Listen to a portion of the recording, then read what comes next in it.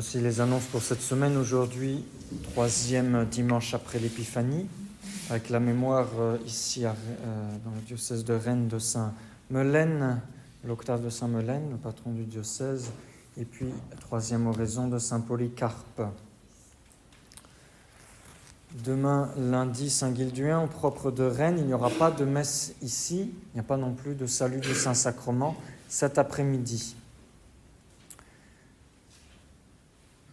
Mardi, Saint-Convoyant, abbé, propre de Rennes, messe à 7h. Mercredi, Saint-François de Sales, évêque et docteur de l'Église, messe à 11h15. Jeudi, le bienheureux Julien Maunoir, messe à 7h.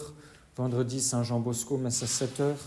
Samedi 1er février, premier samedi du mois, c'est la messe de Saint-Jean de la Grille, la fête de Saint-Jean de la Grille, au propre de Rennes.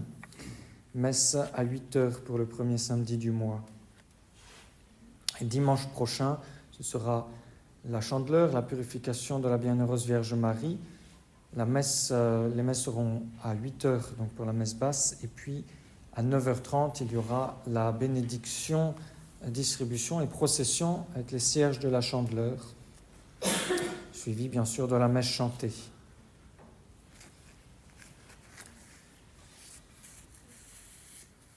Je vous signale pour ceux qui ne savent pas, qui seraient intéressés, que ma mère, Madame de la Chenille, donne une conférence sur l'éducation des enfants à l'école Notre-Dame Auxiliatrice demain à 17h30, il me semble. Au nom du Père et du Fils et du Saint-Esprit, ainsi soit-il. Je voudrais vous parler ce matin de l'obéissance, mes bien chers frères. Et il y a 3 raisons pour cela. D'abord, parce que dans l'Évangile, nous avons lu combien le centurion se présente, comment le centurion se présente à notre Seigneur comme un soldat qui commande, qui exige l'obéissance de ses propres soldats. Et notre Seigneur loue la foi du centurion, parce que le centurion retourne cette confiance qu'il obtient de ses sujets, il la retourne envers notre Seigneur, qui est le maître de toutes choses. Il le reconnaît comme le maître de toutes choses, capable de commander à la maladie. La deuxième raison, c'est que pour ceux qui suivent mes cours de catéchisme en ligne, nous avons terminé les commandements de Dieu, donc il est bon de dire un mot sur la vertu d'obéissance. Et puis pour les enfants de la croisade, ce sera le mot d'ordre du mois de février, l'obéissance même quand on ne nous voit pas. Donc, d'ailleurs, le bulletin, le trésor est à disposition avec le mot d'ordre et l'intention de prière sur le bulletin.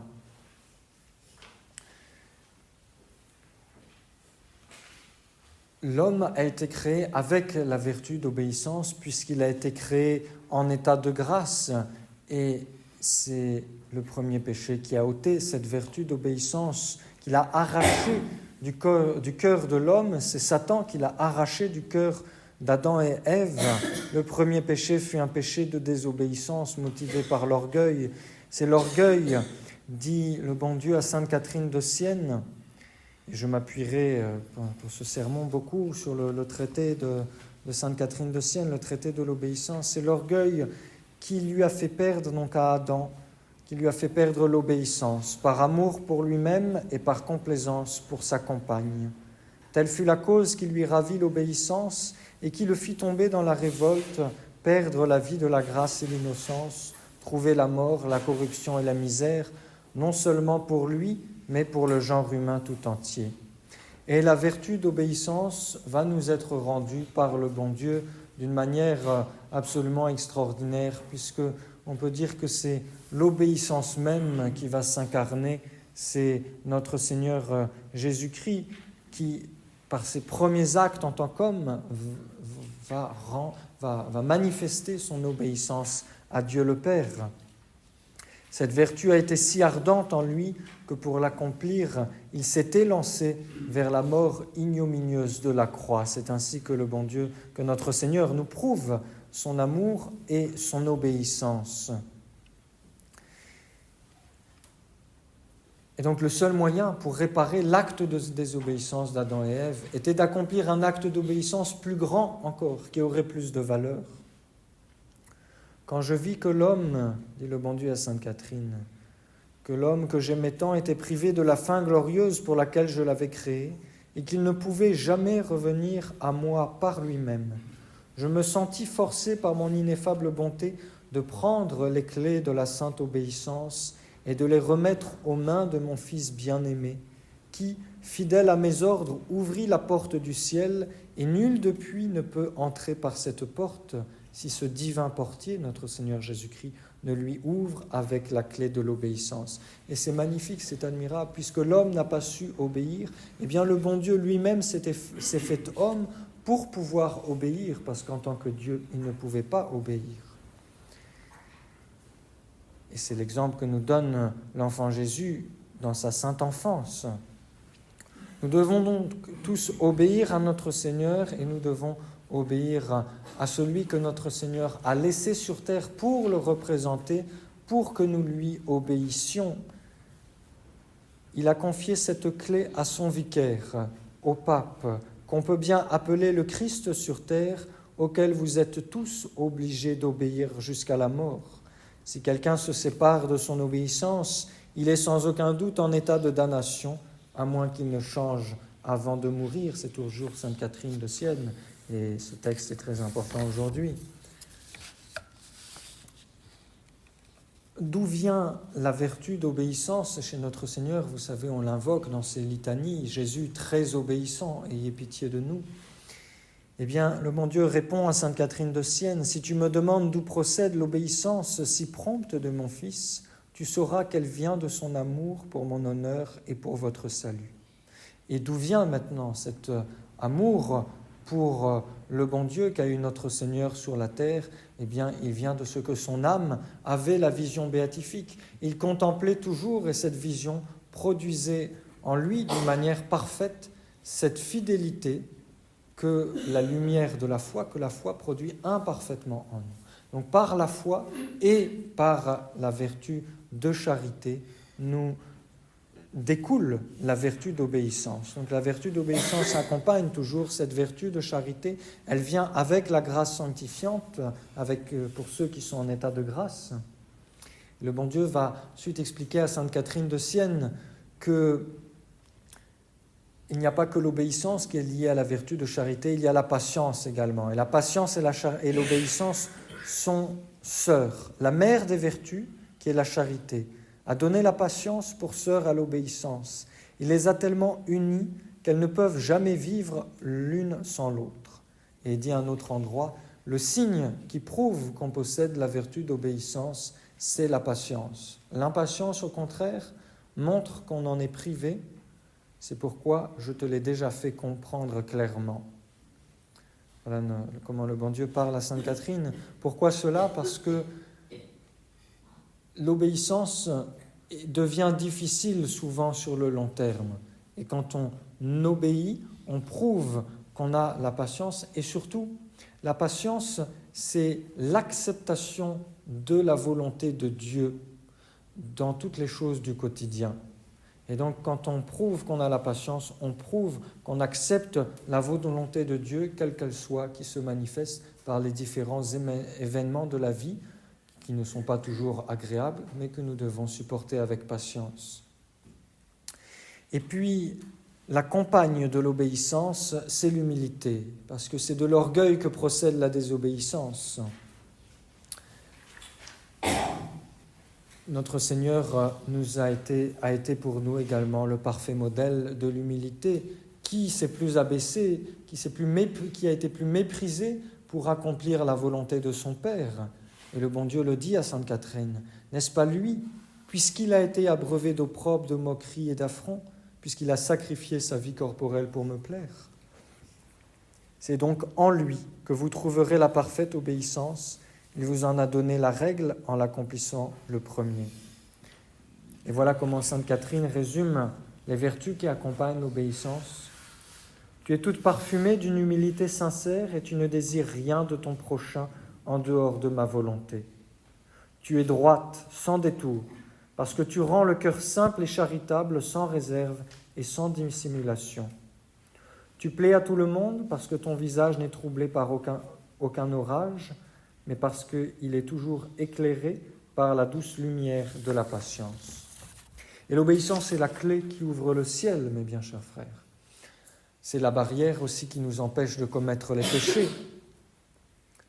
Toujours Sainte Catherine de Sienne, les hommes du monde qui n'ont aucune vertu ne veulent pas s'en servir. Ils sont au contraire comme des animaux sans frein, car ils n'ont pas le frein de l'obéissance. Ils vont de mal en pis, de péché en péché, de misère en misère, de ténèbres en ténèbres, de mort en mort, jusqu'à ce qu'ils tombent dans l'abîme. Et ces pécheurs pourraient bien revenir à l'obéissance. Ils ont encore le temps de pleurer leur péché dans leur cœur, mais souvent cela est dur parce qu'on a perdu cette notion de l'autorité dans le monde moderne. Et d'ailleurs, dès que quelqu'un surgit avec un petit peu d'autorité, on le traite de dictateur. Et c'est parce que le monde moderne ne veut pas être commandé, parce qu'il est enraciné dans le péché originel, dans le péché de désobéissance. Et c'est souvent une des choses difficiles de faire comprendre aux gens qui se convertissent, qui ont quelques connaissances de Jésus, souvent ceux qui ont lu l'Évangile ou la Bible, qui viennent peut-être d'un passé un petit peu protestant aussi, et qui sont attirés par la religion catholique. Et il faut leur faire comprendre que dans la religion catholique, c'est l'Église qui commande, et donc le prêtre aussi, et petit à petit, avec beaucoup de délicatesse, mais il faut arriver à briser cette barrière de l'indépendance en mettant la vertu d'obéissance dans leur cœur. Sinon, si ces pécheurs ne rompent pas avec la désobéissance, eh bien ils deviennent les esclaves et les amis du démon, dit Sainte Catherine. Et s'ils ne se corrigent pas, ils se précipitent par leur désobéissance dans les flammes éternelles avec les démons dont ils ont reconnu le pouvoir. Ceux, au contraire, qui observent la loi du bon Dieu se réjouissent dans leur obéissance et obtiennent la vision ineffable de Dieu. L'obéissance, c'est vraiment la clé qui ouvre la porte du ciel. Alors, il y a deux sortes d'obéissance. Une obéissance bonne et une obéissance parfaite. L'obéissance bonne, c'est celle qui consiste à dire « je fais ce qu'on me demande parce que de toute façon, je n'ai pas le choix ». Mais l'autre obéissance va beaucoup plus loin. Il dit « je fais tout ce qu'on me demande, mais aussi comme on me le demande, à la façon dont mon supérieur me le demande. Surtout, je le fais sans me poser de questions, parce que mon supérieur me le demande. » Et si on pense qu'il est vraiment utile de faire une observation parce qu'on voit que ce qu'on nous commande, ce n'est pas forcément la meilleure des choses ou pas forcément la chose la plus utile, eh bien, d'abord, on essaie de s'abstenir de faire cette remarque, et si elle est vraiment utile, cette remarque, eh bien, on le fait avec beaucoup de respect et en étant toujours prêt à obéir. Mais le silence vaut toujours mieux que de faire des remarques, et c'est beaucoup plus méritoire. C'est pourquoi le bon Dieu dit « Beaucoup ont une obéissance si prompte et si incarnée dans leur âme », il parle de ces âmes qui sont très obéissantes, que non seulement ils ne cherchent point à comprendre les motifs de leur supérieur, mais qu'ils attendent à peine que les ordres soient sortis de sa bouche, parce que la lumière de la foi leur fait deviner ses intentions. L'obéissant parfait obéit plus à l'intention qu'à la parole, pensant que la volonté du supérieur est ma volonté que je le charge de lui transmettre. Un jour, il y a un supérieur, un abbé, qui a demandé à un religieux de planter une branche morte en terre et de l'arroser tous les jours. Bien, le religieux a obéi, sans discuter. Et le bon Dieu, pour récompenser son obéissance, un beau jour, a fait vivre cette branche morte et qui est devenue un arbre qui a poussé des fleurs, des branches, des feuilles, des fleurs, etc. Pour récompenser l'obéissance de ce religieux.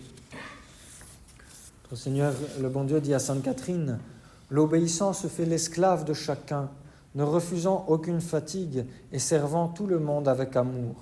L'obéissant ne veut point obéir à sa manière et choisir le moment et le lieu, il obéit à sa règle et à son supérieur, et cela sans peine et sans ennui. Ceux qui vont au-delà de l'obéissance commune prennent une clé plus petite qui leur permet d'entrer par la porte étroite et basse.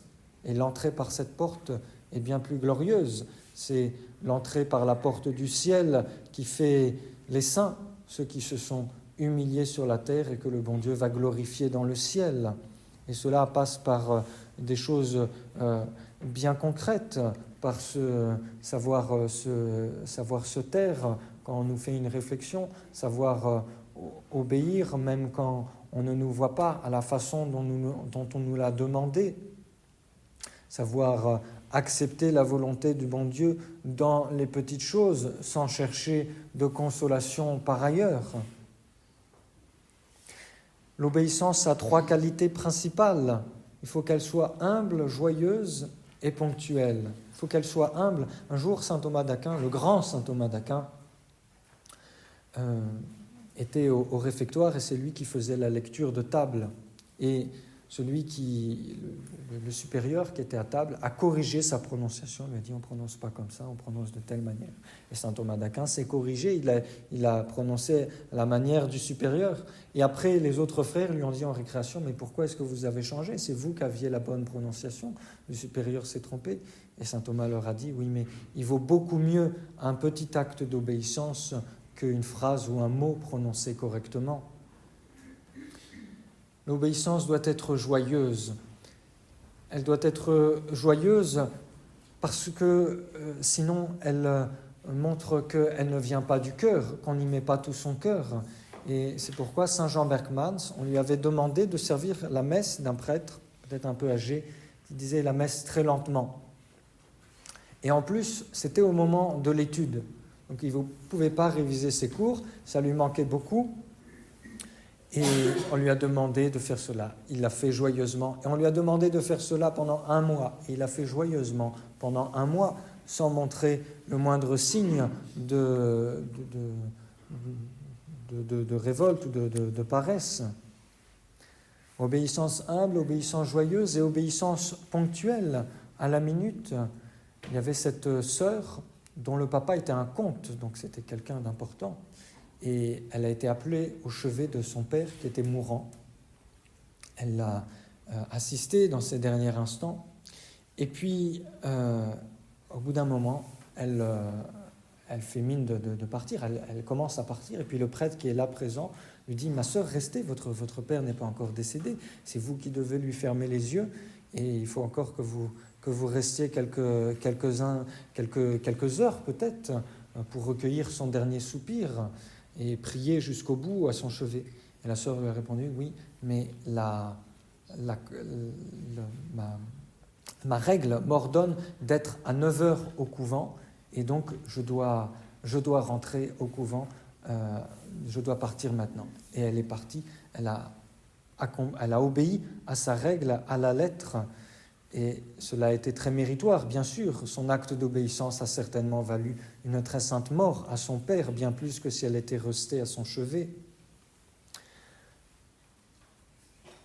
L'obéissance est vraiment la clé du paradis. Elle nous ouvrira le paradis. Un jour, saint Bernard s'est rendu au chevet d'un frère malade, et le frère était très heureux, très confiant, parce que le bon Dieu a promis la vie éternelle à ceux qui abandonner tout pour le servir. Et il avait été un bon religieux. Il avait tout laissé pour servir le bon Dieu. Il était entré au couvent. Et saint Bernard le reprend gentiment en lui disant oui, mais ne soyez pas trop confiant. Vous savez, il faut quand même demander pardon de ses fautes. Et puis en plus, vous n'aviez rien avant d'entrer au couvent. Vous étiez misérable. Vous êtes devenu presque plus riche en entrant au couvent. Et le frère lui a dit oui, mais j'ai abandonné ce que j'avais de plus précieux, j'ai abandonné ma volonté propre et j'ai obéi parfaitement toute ma vie. Et ceux qui obéissent parfaitement, eh bien, sont certains de leur salut. Alors demandons cette grâce d'obéir parfaitement, de faire obéir parfaitement ceux dont nous avons la charge. Le bon Dieu dit à Sainte Catherine, « L'obéissant, éclairé par la foi et la vérité, embrasé des flammes de la charité, inondé des parfums de l'humilité, enivré du sang précieux de l'agneau, accompagné de la patience, du mépris de lui-même, de la force et de la persévérance, enfin du fruit de toutes les vertus, l'obéissant reçoit de moi son Créateur la récompense qui lui est destinée. » Demandons et mettons en pratique la vertu d'obéissance, demandons-la au cours de la Sainte Messe, demandons-la à Jésus, Marie et Joseph, qui furent des modèles extraordinaires d'obéissance au nom du Père et du Fils et du Saint-Esprit, ainsi soit-il.